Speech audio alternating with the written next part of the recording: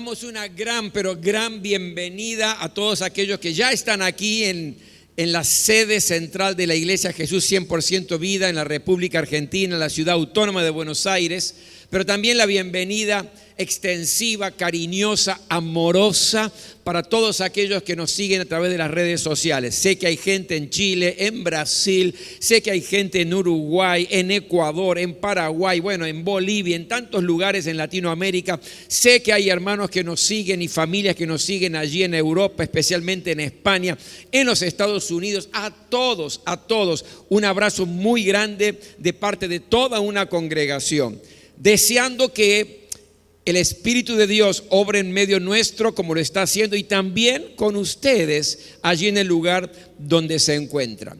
Hoy tengo una palabra de parte del Señor y quiero que preste mucha atención. La palabra que tengo de parte de Dios en el día de hoy no es una palabra popular, pero es una palabra necesaria para todos aquellos que queremos, anhelamos vivir la verdadera vida cristiana. Y no jugar a la iglesia y no jugar a lo cristiano simplemente haciendo que los domingos venimos al culto o cada tanto leemos la Biblia, sino que queremos tomar en serio lo que es la vida cristiana. Por eso quiero que presten mucha atención a lo que Dios tiene para decirnos en el día de hoy. Porque hoy, nos guste o no, querramos o no, todos, sin excepción, vamos a identificarnos con algo de lo que vamos a estar compartiendo en la palabra. Y si lo que nos identificamos por ahí no es tan agradable en nuestro sentir, nunca, jamás, la palabra es con el fin de condenar, sino todo lo contrario, con el fin de corregirnos, de ayudarnos, de enderezarnos, de encaminarnos dentro de lo que es la voluntad y el propósito de Dios para nuestras vidas. Abra la Biblia en el libro de Ezequiel. Ezequiel está en el Antiguo Testamento, lo comparto por aquellos que son muy nuevos en las cosas de Dios. Viene Jeremías, Lamentaciones, Ezequiel y luego viene Daniel. Ezequiel, y vamos a leer un capítulo o parte de un capítulo que es muy conocido, que tiene hoy una enseñanza para tu vida y para mi vida muy importante. Abra Ezequiel capítulo 47 y vamos a comenzar a leer del versículo 1, salteando algunos versículos hasta llegar al versículo 12. ¿Ya lo tiene allí? Ezequiel 47 del versículo 1 en adelante. Dice así la palabra de Dios, preste mucha atención. Versículo 1. El hombre me trajo de vuelta a la entrada del templo y vi que brotaba agua por debajo del umbral, es decir, brotaba agua, había un río por debajo del umbral del templo, en dirección al oriente, que es hacia donde da la fachada del templo. El agua corría por la parte baja del lado derecho del templo, al sur del altar. Vamos al versículo 3. El hombre salió hacia el oriente con una cuerda en la mano, midió 500 metros y me hizo cruzar el agua, la cual me llegaba a los tobillos. Luego midió otros 500 metros y me hizo cruzar el agua, que ahora me llegaba a las rodillas. Midió otros 500 metros y me hizo cruzar el agua, que esta vez me llegaba a la cintura. Midió otros 500 metros, pero la corriente se había convertido ya en un río que yo no podía cruzar. Había crecido tanto que solo se podía cruzar a nado. Versículo 9. Por donde corra este río, todo ser viviente que en él se mueva vivirá. Habrá peces en abundancia, porque el agua de este río transformará el agua salada en agua dulce, y todo lo que se mueva en sus aguas vivirá. Junto al río se detendrán los pescadores desde Engadi hasta Eneglayín, porque allí habrá lugar para secar sus redes. Los peces allí serán tan variados y numerosos como en el mar Mediterráneo. Versículo 12. Junto a las orillas del río crecerá toda clase de árboles frutales. Sus hojas no se marchitarán y siempre tendrán frutos. Cada mes darán frutos nuevos porque el agua que los riega sale del templo. Sus frutos servirán de alimento y sus hojas serán medicinales. Hasta aquí la palabra del Señor hoy. Gracias, Señor, porque en tu nombre leemos esta palabra y comienza a fluir ya tu bendición sobre nuestras vidas. Rogamos que el poder de tu Espíritu Santo pueda hablar y obrar grandemente en nuestras mentes, en nuestros corazones, en nuestra voluntad. Queremos rendir nuestra voluntad a la tuya, porque la tuya es agradable y es perfecta. Señor, háblanos hoy. Queremos vivir una vida cristiana plena, abundante, que valga la pena ser vivida. A ti la gloria, la honra y el honor, en el nombre de Jesús. Amén.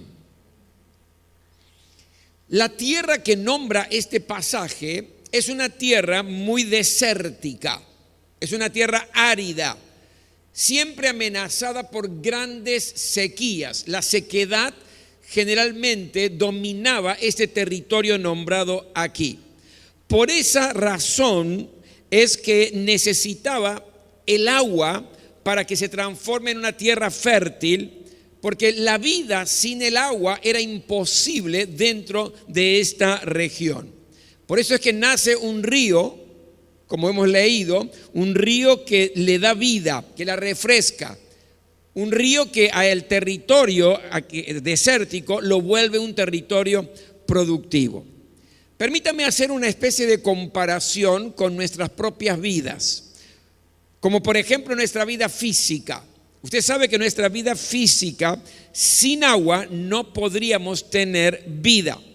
El agua es el 60% de nuestro peso corporal. Por ejemplo, la sangre y los riñones se componen de 83% de agua y los músculos tienen el 76% de agua. ¿Qué significa esto? Necesitamos el agua para poder vivir. Pero al mismo tiempo, nuestra vida espiritual, a veces parece que estuviéramos en una especie de desierto, en una especie de sequedad espiritual, sin un oasis, un desierto sin un oasis.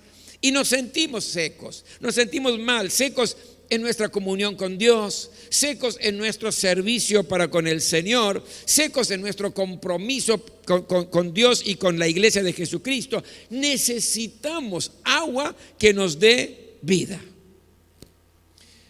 En ese contexto de sequedad que acabamos de ver en el pasaje, aparece un río. Ahora, mire qué interesante. Este río nace y surge del templo.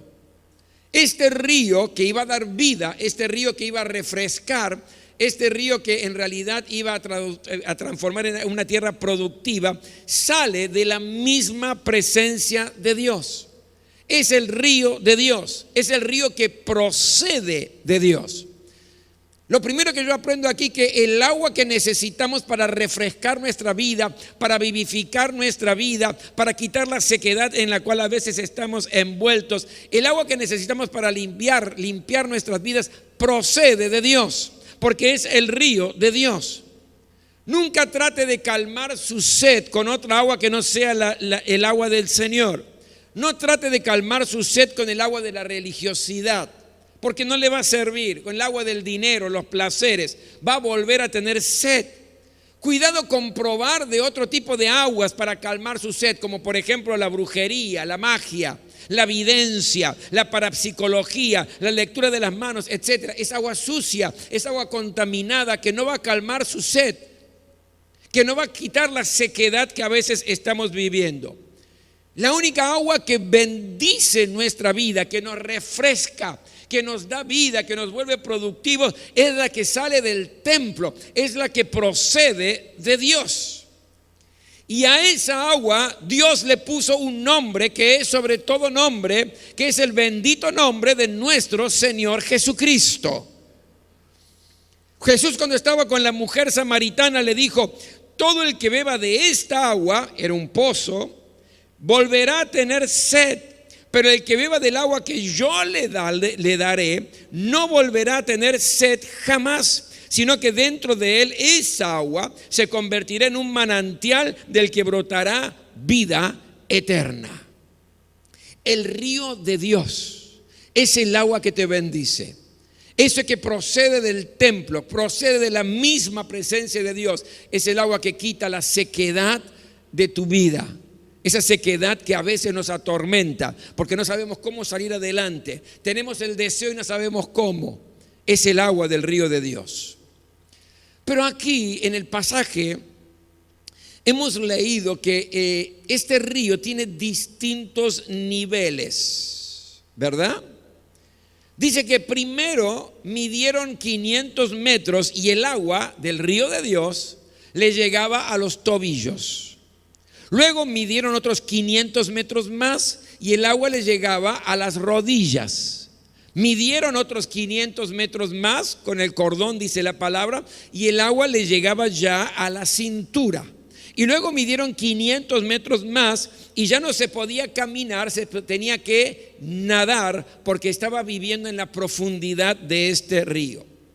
Y esto tiene una tremenda relación con el grado de compromiso que asumimos con Dios en nuestra vida cristiana.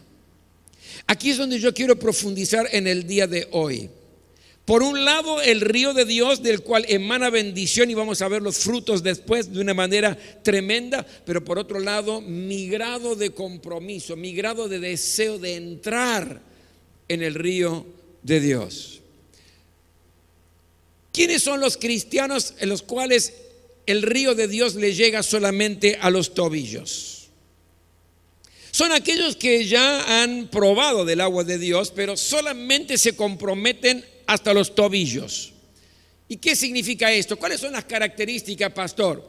En primer lugar, Dios no ocupa el centro y el primer lugar en la vida de estos cristianos. Pueden llegar a dar tiempo, pueden llegar a dar dinero, pero no le dan el gobierno total y absoluta de su vida. No se entregan incondicionalmente al Señor. No se han librado de algunos pecados que no le dan importancia, que les parecen insignificantes, que vienen arrastrando de su vida anterior de haber conocido al Señor. Pastor, no pasa nada. Son cosas chiquititas, insignificantes. Nadie se entera. Y sé que no me hacen daño, pero me gustan. No hay problema, puedo seguir creciendo en las cosas de Dios, puedo seguir, porque esto en realidad no molesta. Está bien, está mal, yo sé que está mal, pero no hay problema, lo puedo llevar adelante. Pero ¿qué dice la Biblia? La Biblia dice en el libro de Cantares capítulo 2 versículo 15: cazad las zorras pequeñas que echan a perder vuestras vides. No son los pecados escandalosos que pueden llegar a destruir tu vida cristiana, sino que son las pequeñas cosas insignificantes a las cuales no le damos importancia, a las cuales mantenemos porque nos gustan y creemos que no tienen ningún tipo de efecto en nuestra vida. Pero la sumatoria de estas pequeñas cosas van carcomiendo los cimientos de nuestra vida cristiana, y cuando menos nos damos cuenta, ¡boom!, nos derrumbamos. Cristianos que el agua les llega hasta los tobillos son aquellos que no se han querido librar de esos pecados del pasado, aunque eran pequeñitos, insignificantes para ellos. Estos cristianos de agua hasta el tobillo son los que tienen un altibajo en la vida espiritual. Usted hoy los ve adorando al Señor, levantando sus brazos, clamando. El primero que está en la casa del Señor cuando se abren las puertas, y está siempre dispuesto a servir. ¡Wow! Es un fuego ardiente. Y a los 15, 20 días lo ve como arrastrándose. Ni le hablen de una vida devocional, ni le digan de leer la palabra. Al culto, no voy, hace un mes que no viene al culto. ¿Pero cómo? Pero si estabas allí arriba tocando el cielo con las manos. Sí, pero hoy me estoy arrastrando. ¿Quién dijo que la vida cristiana es una vida de altibajo y de sube y baja? La verdadera vida cristiana es hacia adelante y hacia arriba. ¿Cuántos dicen gloria a Dios? Pero cuando el agua del río de Dios toca solamente los tobillos, hay un altibajo en la vida espiritual que no le da certeza, que no le da convicción de vida cristiana. Los que les toca solamente el tobillo, el agua de Dios, son aquellos que son tibios en la vida cristiana. Tibios. Es decir, en una mano sostienen las cosas de Dios porque saben que aquí está la bendición, pero con la otra mano no quieren largar las cosas del mundo. Están mitad y mitad. Está como, a mí me encanta esa historia de Eutico, que está allí en el libro de Hechos. Estaba el apóstol Pablo predicando en el templo, Eutico sentado en la ventana, mitad dentro y mitad afuera. ¿Y qué ejemplifica esto? Y con un ojo Eutico estaba viendo la gloria de Dios y con el otro ojo viendo cosas que un cristiano no tiene que ver, no tiene que mirar. Con un pie, el que estaba dentro del templo, Eutico, visitando hospitales, visitando gente para bendecirlo, y con el otro pie yendo a lugares que un verdadero cristiano no tiene que ir. Con una mano Eutico levantando al que está caído, bendiciendo y repartiendo folletos, evangelizando, y con la otra mano, vaya a saber lo que hacía Eutico con otra mano, ¿verdad? La que estaba en el mundo. Con la mitad de la boca alabando, dando gloria al Señor, contando su testimonio, y con la otra mitad de su boca diciendo palabras groseras, insultando, es decir, cosas que no dignifican lo que es la vida cristiana. ¿Por qué? Porque son tibios.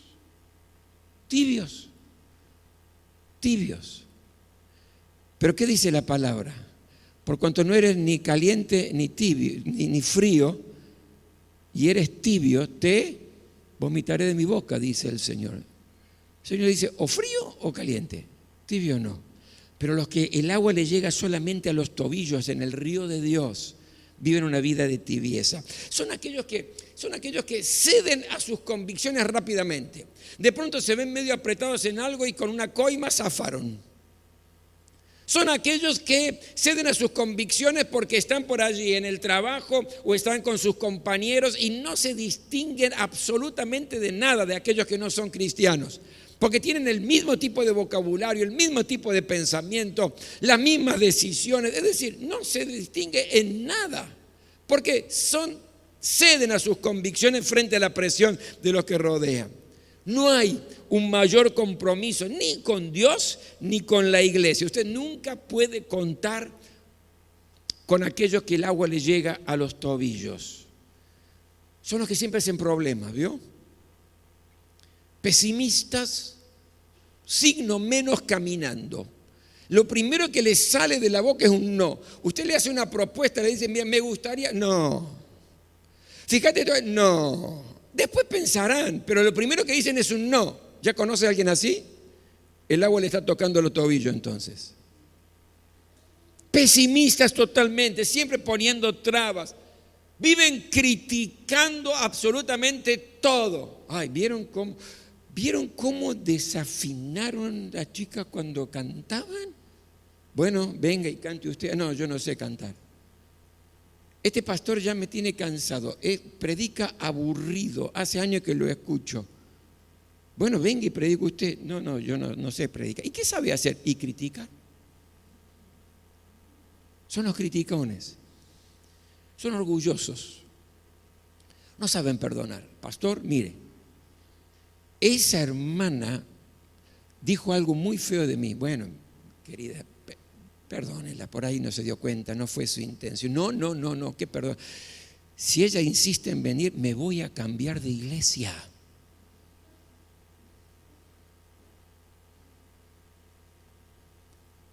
No saben amar, no saben perdonar, no disfrutan de la vida cristiana. ¿Sabe por qué? Porque siempre están en la orilla del río. Siempre están en la orilla del río, con el agua de Dios hasta los tobillos, nada más. Y tienen una especie de máscara espiritual, ¿no? Como una fachada. Ahora déjeme decirle algo, ¿sabe? En el mundo, en la iglesia cristiana evangélica del mundo, el 50% de los cristianos están solo mojando sus tobillos en el río de Dios. Pero dice que después midió otros 500 metros y el agua entró y el agua le llegaba a las rodillas. ¿Y cuáles son las características de aquel cristiano que le llega el agua a las rodillas? El río de Dios le llega a las rodillas. Bueno, son cristianos más espirituales. Son aquellos cristianos que buscan tener comunión con Dios, que buscan tener intimidad con el Señor. Son cristianos que leen la palabra de Dios y alimentan su vida y aumentan su fe, que han descubierto el poder que hay en la oración. Es decir, cristianos que están viviendo y disfrutando de la vida cristiana. Son un ejemplo de vida cristiana. Son aquellos que no están esperando que el día sea el día especial para venir a los cultos. Vienen a todos los cultos porque es el tiempo donde adoran con la iglesia, con sus hermanos. Porque siempre están sirviendo al Señor a través de sus dones. Se puede confiar plenamente en ellos. Si usted tiene una carga, si usted tiene un problema, si se ha equivocado en algo, no se lo diga jamás si se ha equivocado a uno que el agua le llega a los tobillos, porque se va a enterar el barrio en 15 minutos.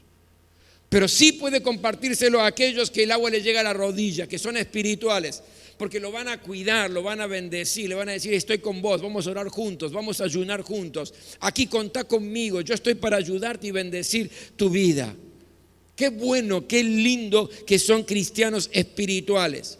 Son aquellos que aman a los hermanos, los aman al punto tal que se transforman en agentes de paz. Cuando ven que este hermano con este hermano están por algún tipo de tensión, no se ponen a sembrar cizaña. Vienen a uno y le hablan mal de aquel, y vienen a este y le hablan mal del otro, dándole la razón, sembrando cizaña y fomentando ese problema que hay. No, todo lo contrario. Son aquellos que son generadores de paz, que extienden su mano a uno, extienden su mano al otro y los unen, se transforman en un puente de bendición y de restauración entre aquellos que están mal. Agentes de armonía. Qué bueno es tener cristianos así espirituales en una iglesia. Qué lindo que es tener. Cómo se disfruta tener cristianos espirituales en una iglesia. Pero luego dice que midió 500 metros más y el agua le llegaba a la cintura.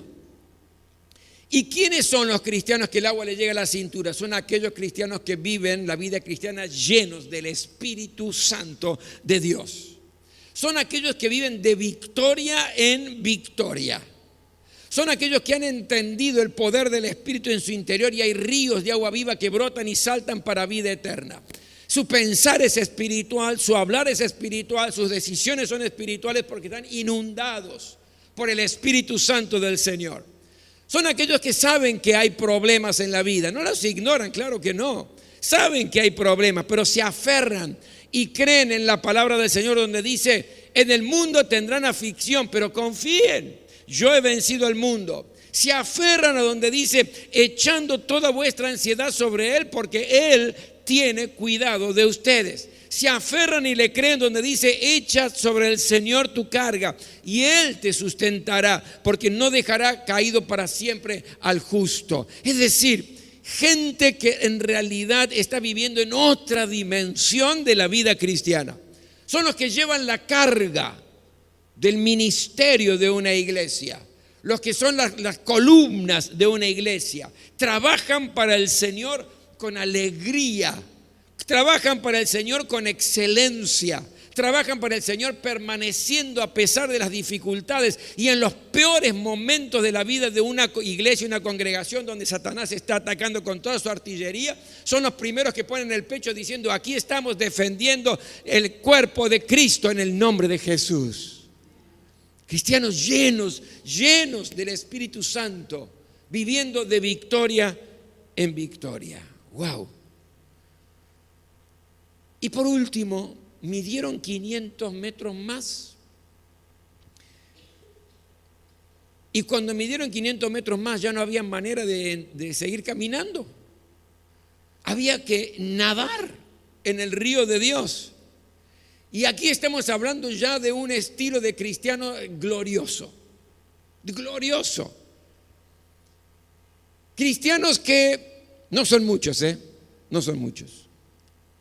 Pero son cristianos que viven sentados en los lugares celestiales con Cristo Jesús, como nos enseña allí en Efesios capítulo 2, versículo 6.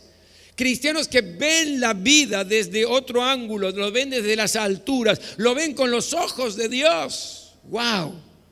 Tienen otro sentido de la vida, tienen otro sentido de los problemas, tienen otro sentido y otra dimensión de lo que es la vida cristiana, de lo que es la iglesia de Jesucristo. Lo ven desde el ángulo de que Dios lo ve.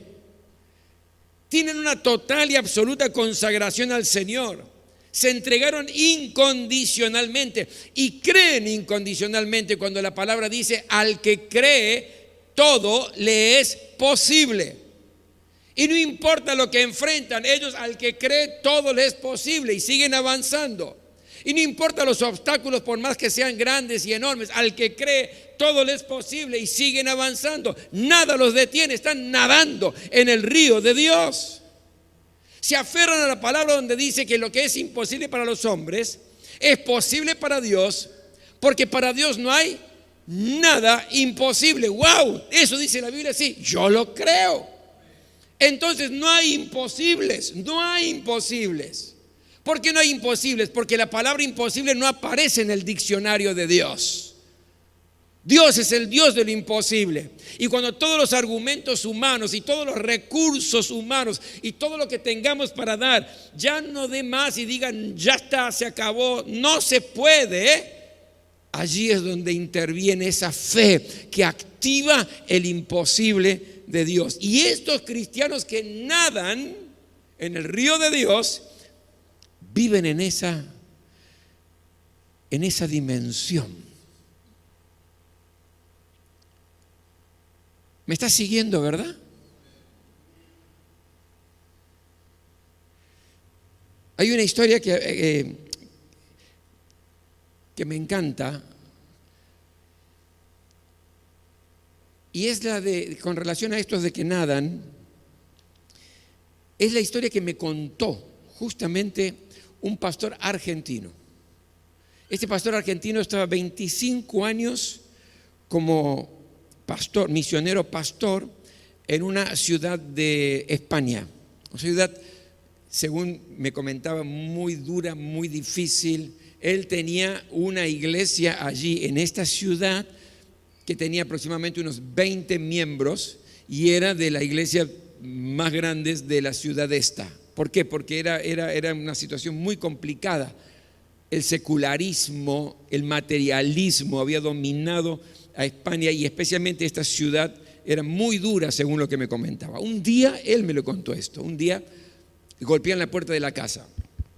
Él abre, aparece un misionero chiquito así, coreano.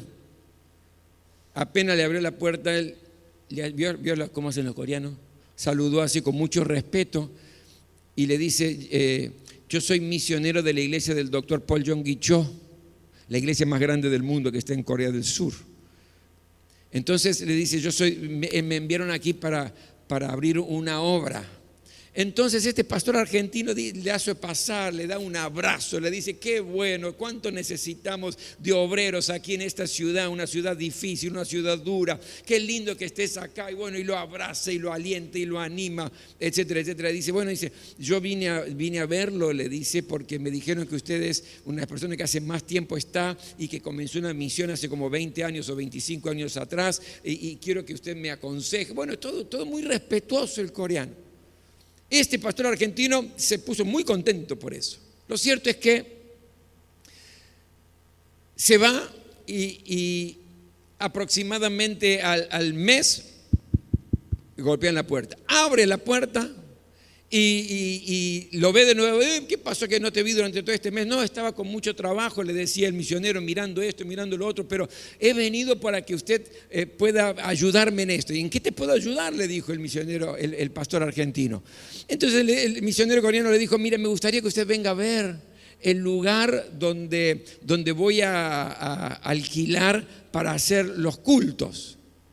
Genial, le dice el pastor argentino. Se suben a un auto y empiezan a ir. Y cuando van, en un momento determinado, el misionero coreano le dice: no, paren, para acá. Y paran ahí, se bajan los dos, se ponen allá delante del auto y le dicen: mire, lo que yo sentí de parte de Dios es alquilar ese lugar.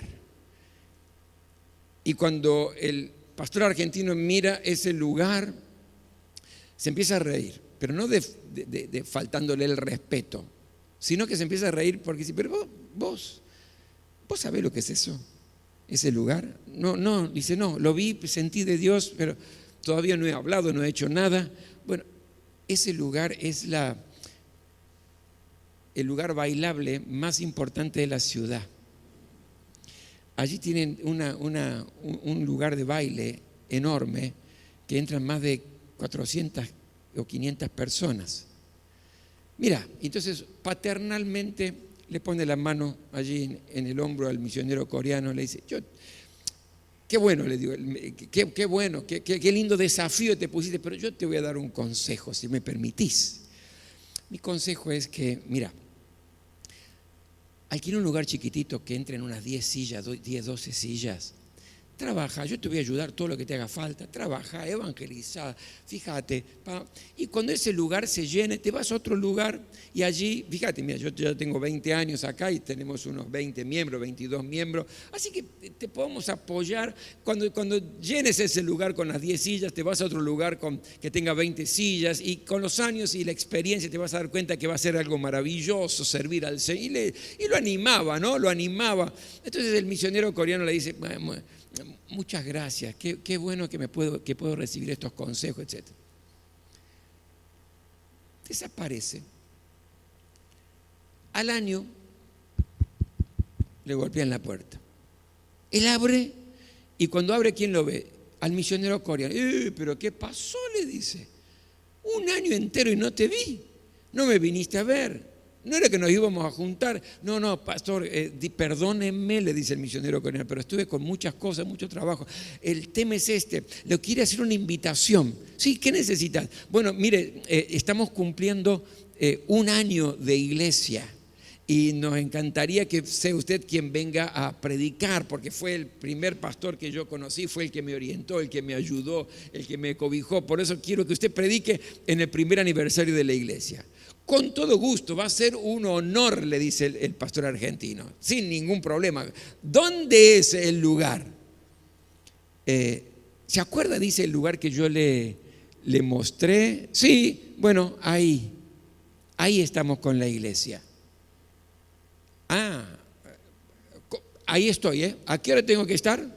Y miren, el culto va a empezar a las 6. Así que si usted quiere venir 5:30, va a ser muy lindo poder recibirlo. A 5:30 voy a estar ahí. Se va el coreano, entonces él me cuenta, el pastor argentino me cuenta que cierra la puerta y queda apoyado a la cabeza contra la puerta, empezando a maquinar, ¿no? Diciendo, claro, este viene de la iglesia más grande del mundo, no viene con 2 mangos. Es decir, alquilar ese lugar seguramente se alquilan desde la central, pero ¿dónde se estarán reuniendo? Pobres, quizás en una de las salitas, de las chiquititas. Él pensaba, ¿no? Pero qué bueno, qué bendición que tienen ese lugar, decía, qué bendición. Hay que ver cómo lo podrían utilizar. Él pensando ya en función de explotar el lugar en todos sus ambientes, etc. Él me cuenta, a ver cómo lo puedo ayudar a este coreano con relación a eso. Llega el día domingo, 5:30, llega el pastor argentino con su auto. Enseguida sale el misionero coreano para recibirlo, lo recibe con toda la reverencia. Entonces le dice, bueno, vamos por acá. Él pensando que lo iba a llevar por alguno de los laterales de la sala principal de baile, ¿no? Y entonces el pastor argentino dice, no, y si empezamos a caminar, y entramos y cuando llegué, dice, al salón principal, había cerca de 300 personas arrodilladas orando media hora antes de empezar el culto. No conocen de imposible los que nadan en el río de Dios. Al que cree, todo le es posible. Lo que es imposible para los hombres es posible para Dios, porque para Dios no hay nada imposible. ¿Hasta dónde está llegando el agua del río de Dios en tu vida. Pero ¿sabe? El pasaje también nos habla de que hay beneficios del río de Dios, en relación directa a cuánto estoy sumergido en ese río. Por ejemplo, ¿qué hay? Hay vida. Versículo 9, por donde corre este río, todo ser viviente que en él se mueva, vivirá, y todo lo que se mueva en sus aguas, vivirá. Por lo tanto, no hay sequedad, no hay muerte en el río de Dios. Cuando estamos en el río de Dios hay vida, y vida en abundancia, vida llena de paz, de paciencia, una vida de victoria, una vida enfrentando los problemas y venciéndolos, una vida libres de la esclavitud de pecado, es decir, somos libres, y una vida que vale la pena ser vivida. ¿Qué más hay? Hay sanidad. Versículo 12, cada mes darán frutos nuevos, porque el agua que los riega sale del templo. Sus frutos servirán de aliento y sus hojas serán medicinales. Por lo tanto, en el río de Dios hay sanidad, sanidad física, sanidad espiritual, sanidad psicológica. Hay sanidad, porque un alto precio fue pagado en la cruz del Calvario para que podamos ser sanos. Y quien se sumerge en el río de Dios recibe sanidad. ¿Y qué más hay? Prosperidad. Versículo 10, los peces allí serán tan variados y numerosos como el mar Mediterráneo. Y me habla de una prosperidad en lo material, una prosperidad en lo familiar, una prosperidad en lo individual. Estar en el río de Dios trae grandes bendiciones. Pero ¿sabe? Las bendiciones dependen de cuánto estás metido.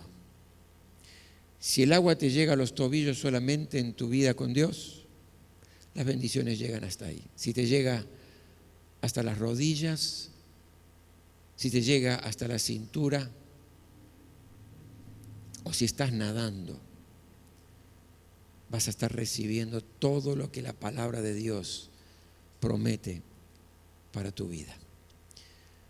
¿Sabe? Todos, querramos o no, de una o de otra manera, nos identificamos con algo de esto. Ahora, si yo me identifico con alguien que el agua le llega a los tobillos, no es para que me frustre, no es para que me sienta un fracasado, no es para que diga, uy, qué mal que estoy, no. Es para que tome una decisión y diga, hasta ahora estoy en el agua en los tobillos, pero basta. No voy a empezar a nadar enseguida. No se va desde los tobillos a nadar. Pero voy a hacer que el agua me llegue a los tobillos y me voy a consagrar al Señor. Y voy a buscar más de su presencia. Y voy a servirle con mi corazón. Y voy a vivir una vida como verdadero espiritual. Y si el agua te está llegando ya a las rodillas, entonces el compromiso es, no me alcanza. Quiero más. Quiero vivir una vida llena del Espíritu Santo de Dios. Quiero marcar la diferencia, quiero ser instrumento poderoso de parte del Señor, instrumento en sus manos. Y si ya el agua te llegaba a la cintura, wow, empieza a nadar y decir, no me voy a quedar, no me voy a estancar. El hecho de reconocer dónde estoy en relación al río de Dios no es para que me quede quieto, estático, sino para que tome decisiones. Y la decisión es, ¿entro un poco más o me quedo donde estoy? ¿Avanzo un poco más y vivo la plenitud que Dios tiene para mi vida como cristiano? ¿O me quedo donde estoy? ¿Sabe? Yo aprendí que en la vida cristiana se basa en decisiones y no en sentimientos. Porque en función de las decisiones que tomamos, así vamos luego a vivir. ¿Dónde estás? Frente al río de Dios. Nos ponemos todos de pie.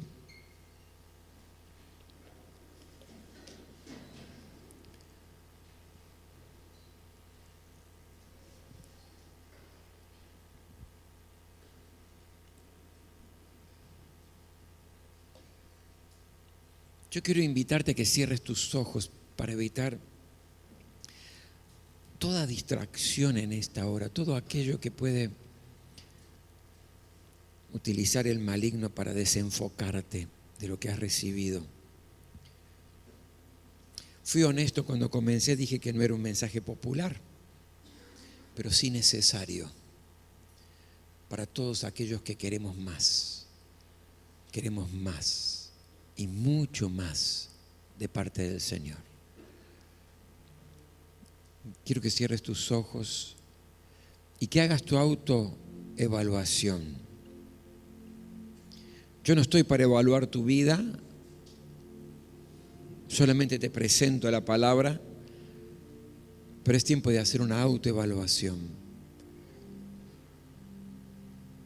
Es el momento de decir, Señor, yo reconozco que en tu río estoy hasta este nivel, pero quiero más. Y hoy quiero tomar la decisión. Hoy quiero tomar la decisión de avanzar un poco más, un poco más.